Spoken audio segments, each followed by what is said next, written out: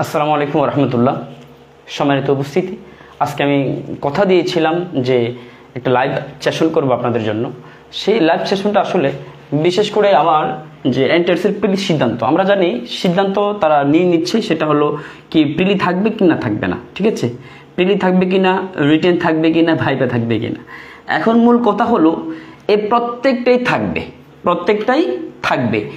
যদি প্রিলিকে বাদ দেওয়া হয় তখন আমি কথা দিচ্ছি, আমার যারা প্রিলিমিনারি কোর্সে যারা ভর্তি হয়েছেন, অ্যাডমিট হয়েছেন, আপনারা একেবারে ইজিলিভাবে রিটেন কোর্সে উইদাউট মানি, কোনো টাকা ছাড়াই আপনারা রিটেন কোর্সে চলে যেতে পারবেন।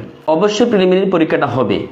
যদি এই প্রিলিমিনারি পরীক্ষাটা কোনো রকম নাই হয়, সিদ্ধান্ত যদি চলেই আসে, তাহলে এই প্রিলিমিনারি পরীক্ষার মধ্যে আপনারা যারা আমার কাছে 500 টাকা দিয়ে যারা ভর্তি হয়েছেন, ঠিক আপনারা ওই টাকাটা দিয়ে রিটেন কোর্সটা ফ্রি করতে পারবেন। সুতরাং এটা হচ্ছে যে বিশেষ ঘোষণা, সেটা আমি আগেই বলে দিয়েছি। এখন আমাদের সিদ্ধান্ত কি? আমাদের সিদ্ধান্ত হলো, দেখুন দিন দিন কিন্তু এনটিআরসি একেবারে হার্ড লেভেলে চলে যাচ্ছে, কঠিন হচ্ছে, মানে নিবন্ধনের মাধ্যমে চাকরিটা খুব কঠিন হচ্ছে। সেজন্য আমাদের করণীয় থাকবে আমরা দ্রুত 19তম প্রিলিমিনারির জন্য প্রস্তুতি নেওয়া। এখন 19তম প্রিলিমিনারিতে যদি আপনার পরীক্ষাটাই না হয়, তাহলে আপনার কিন্তু যে আমাদের প্রাইমারিতে পরীক্ষা আছে, ঠিক আছে, এই প্রাইমারিতে যে পরীক্ষা আছে সেখানে আপনার কাজে লাগবে। সুতরাং চাকরি যদি আপনার প্রয়োজনীয় হয়, তাহলে অবশ্যই আপনাকে এই প্রিলিমিনারি প্রস্তুতি নিতে হবে। তাহলে আসুন আমরা আজকে মূল কথা হলো, আমি যে আমার যে ঘোষণাটা, সেই ঘোষণাটা আমি দিয়ে দিয়েছি। মূল যে কথা, ইংলিশ কোশ্চেন সলভ। এখন ইংলিশ যে কোশ্চেনটা আমাদের ছিল, দেখুন 17তম নিবন্ধনে একটা প্রশ্ন ছিল যে ইট ইজ টাইম, ইয়ার সময়, উই এই চেঞ্জ দেওয়া আছে, তার হচ্ছে আওয়ার হ্যাবিট, ঠিক আছে, আমাদের অভ্যাস। হ্যাবিট আমি লিখলাম না। এখন ইট ইজ টাইমের পরে যখন আমরা দেখব ইট ইজ টাইম থাকলে অথবা ইট ইজ হাই টাইম থাকলে পরের ভার্বটা কিন্তু বি টু হবে। এটা আমরা কিন্তু অলওয়েজ সবাই জানি, কেননা এটা ফিল ইন দ্য ব্ল্যাঙ্কস ওই বইয়ের মধ্যে আছে। এখন আমাদের 17তম নিবন্ধনে একটু চালাকি করেছে তারা। কি চালাকিটা হলো, ইট ইজ টাইমের পরিবর্তে তারা ইট ওয়াজ টাইম দিয়েছে। এখন ইট ওয়াজ টাইম যেহেতু এটা ফার্স্ট টেন্স, এটা কি হবে? এটা হবে হেড প্লাস B3। মনে রাখবেন, খুব গুরুত্বপূর্ণ দুইটা রুলস এখান থেকে নিবন্ধন অথবা আপনার প্রাইমারিতে পরীক্ষা এসেই থাকে, খুব গুরুত্বপূর্ণ। এখন দেখুন এই যে প্রশ্নটা, ইট ওয়াজ টাইম অথবা it was high time, it is time, it was high time থাকলে সবসময় হেড প্লাস B3 হবে। আর শুধু যখন ইট ইজ টাইম থাকবে তখন সবসময় ভার্বের B2 হবে, মানে ফার্স্ট ইনডিফিনিট টেন্স হবে। এখন আমাদের সাদিক স্যারের যে বইটা আমরা PDF পেয়েছি, সেই বইটার মধ্যে এই প্রশ্নের আনসারটা ভুল দেওয়া আছে, ঠিক আছে, আর মাস্টারের মধ্যে আনসারটা সঠিক দেওয়া আছে। এই জন্য আমি যেটা বলছিলাম যে নিজেকে কখনো জাহির করতে নাই। যতটুকু জানি আমরা প্রত্যেকে কিন্তু নিজের মায়ের গর্ভ থেকে কিন্তু সবকিছু শিখে আসিনি। আমরা প্রত্যেকটি জিনিস আমরা শিখেছি অন্যের ধারা। সেজন্য আমরা একে অপরের প্রতি কৃতজ্ঞ হওয়া উচিত।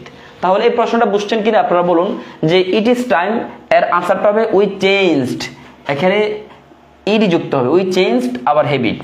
আর ইট ওয়াজ টাইম হবে উই হ্যাড চেঞ্জড। আমি লিখে দিচ্ছি, we had CHANGED, we had changed our habit. এটি উপযুক্ত সময় ছিল যখন আমরা আমাদের অভ্যাসগুলা পরিবর্তন করেছিলাম। আলহামদুলিল্লাহ। আমরা যখন 18 নম্বর এনটিআরসি প্রিলিমিনারি প্রশ্নটা আমরা দেখব, মানে 18তম, সেখানে একটা প্রশ্ন আছে যে ডাই।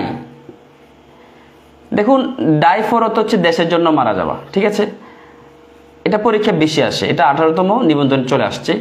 আবার ডাই অফ মানে রোগের জন্য মারা যাওয়া, এটা মুখস্থ রাখবেন।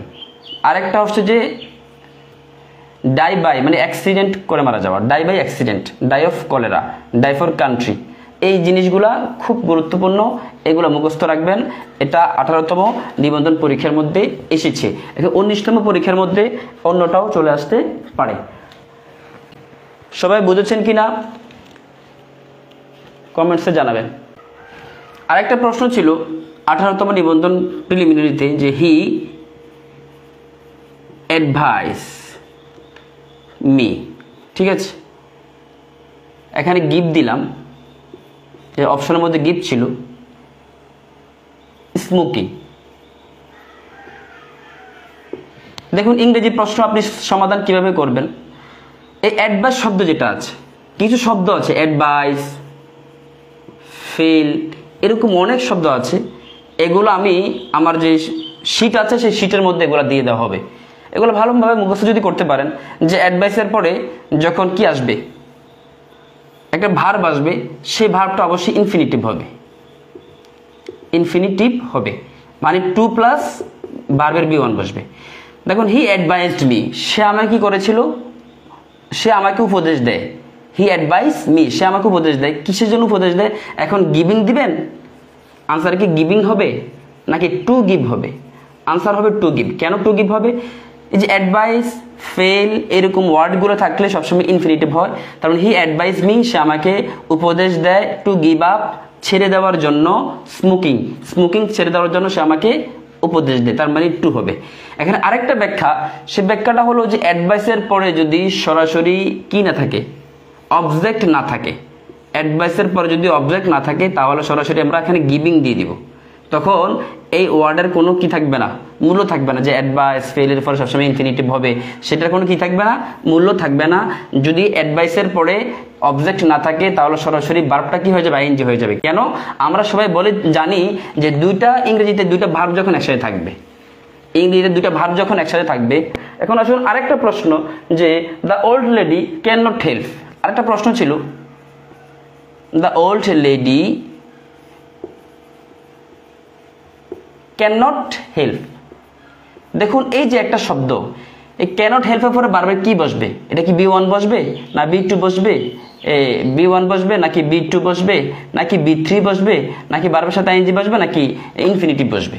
দেখুন আমরা যখন ছোট্টকালে 6, 7, 8 যখন পড়েছিলাম, can not help, can not but, এই শব্দগুলো অ্যাফার্মেটিভ থেকে নেগেটিভ করতে গেলে এটা কাজে লাগে।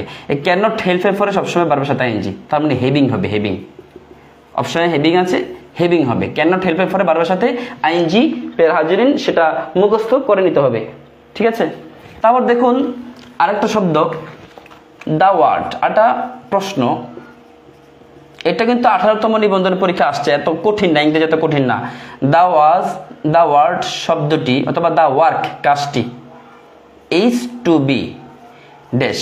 এখন অপশনে ডু আছে, ডিড আছে, ডান আছে, ঠিক আছে? তো এখানে ডান হবে। কেন ডান হবে এটা মনে রাখার বিষয়, যে টু এ বি এর পরে বি এর পরে সবসময় ভার্বের বি থ্রি ফর্ম বসে। The work is to be done, কাজটি শেষ হতে পারে, ঠিক আছে? টু বি অর্থ হতে পারে, হওয়া আর কি, হতে পারা। আশা করি সবাই বুঝতে পেরেছেন। এরপরে আমরা যখন 18তম নিবন্ধন পরীক্ষা যে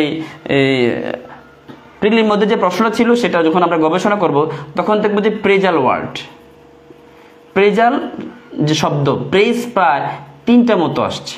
তারপরে গ্রুপ ভার্ব আসছে, গ্রুপ ভার্বের পাশাপাশি আমরা দেখি যে অ্যাপ্রোপ্রিয়েট প্রেপোজিশন আসছে। তো এই জিনিসগুলো কিন্তু মুখস্থ জিনিস, বাকিগুলো একদম সহজ। আসলে নিবন্ধন পরীক্ষা আপনি যদি পাস করতে চান, এত কঠিন বিষয় নয়। খুব সিনসিয়ারলি ভাবে যদি আপনি কিছু টপিক ওয়াইজ যদি আপনি পড়াশোনা করতে পারেন, তাহলে একেবারেই আপনার জন্য সহজ।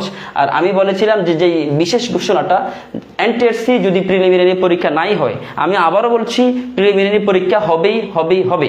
যদিও প্রিলিমিনারি পরীক্ষা নাই হয়, তাহলে এই আমার প্রশ্নের মধ্যে, তাহলে আমার কাছে যারা ভর্তি হয়েছে প্রিলিমিনারিতে, তারা অবশ্যই, তাদেরকে আমি গেট এডমিটেড, তাদেরকে আমি ভর্তি করে দিব কোথায়?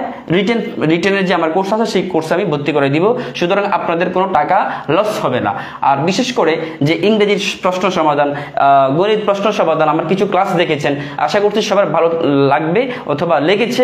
আমি সামনে প্রত্যেকটা ক্লাস এইভাবে টপিক ওয়াইজ আলোচনা করব। তারা আমার কাছে ভর্তি হয়েছেন, আপনারা নিশ্চিত থাকেন আপনারা অবশ্যই প্রিলিমিনারি পাস করবেন। আর যদি না পাস করেন, তাহলে আমার কাছে যে মানি টাকাটা দিয়ে আপনারা ভর্তি হয়েছেন, তাহলে সেটা আমি ওয়াদা দিচ্ছি, সেটা আমি আপনাদেরকে রিটার্ন দিয়ে দিব, ঠিক আছে? তবে শর্ত হলো আমি যেভাবে ডিরেকশন দিব ঠিক সেভাবে আপনারা ক্লাসটা করতে হবে, সেভাবে পড়াশোনা করতে হবে। আশা করছি সবাই উপকৃত হবেন। আসসালামু আলাইকুম ওয়া রাহমাতুল্লাহ।